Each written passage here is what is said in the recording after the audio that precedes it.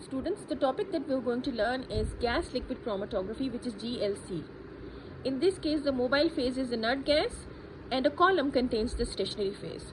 Diagrammatically, you can see the construction of GLC machine. Now here you can see that the carrier gas is inserted and it is the mobile phase. The sample is injected from here. There is a rubber silicone septum. This is the injector oven. This is the detector oven, and this is the column oven. And here there is a computer or recorder. From the detector it goes and make a graph.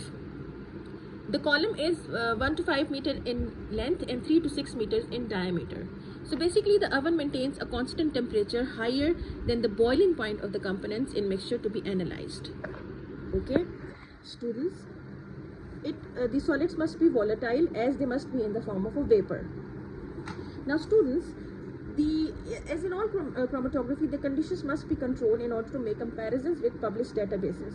The chromatogram must be obtained using the same carrier gas, flow rate, and stationary phase and temperature that were used when the standard data was obtained. Okay? Analysis by gas liquid chromatography does have some limitations. For example, similar compounds will have similar retention times, and if there is a newly discovered compound, it will not have the match in the computer's database of detection time. Now let's determine the percentage composition of mixture. Okay, now you can see the graph here. On the y-axis there is a recorded response, and on the x-axis there is a time of injection.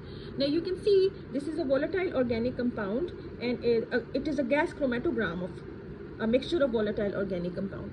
Now this is the time of injection, and this is the recorded response. You can see the different components, which is ethanol, ethoxy, ethane, propanol, hex-1-ene, heptane, and pentane 2-on. Okay. Now students, for quantitative analysis, the component of peaks are first identified, and then the area of each is measured, which is roughly an area of a triangle, that is half into base into height. The GLC machine measures the area of peak automatically and can print the results with the chromatogram.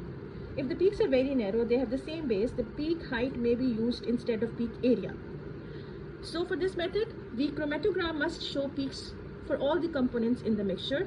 All the components must be separated, and the detector must respond equally to the different components, so that the peak area is directly proportional to the component concentration. Students, the amount of each component in a mixture is found by expressing it as a percentage of the sum of the areas under all peaks. For example, amount of each component is peak area of A over sum of areas of all peaks into 100.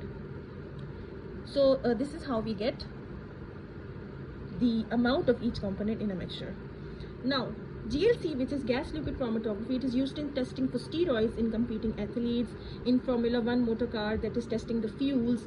It is also used for medical diagnosis in analyzing blood samples, and it is possible to determine the percentage of dissolved oxygen, nitrogen, carbon dioxide, and monoxide, that is carbon monoxide, in blood samples.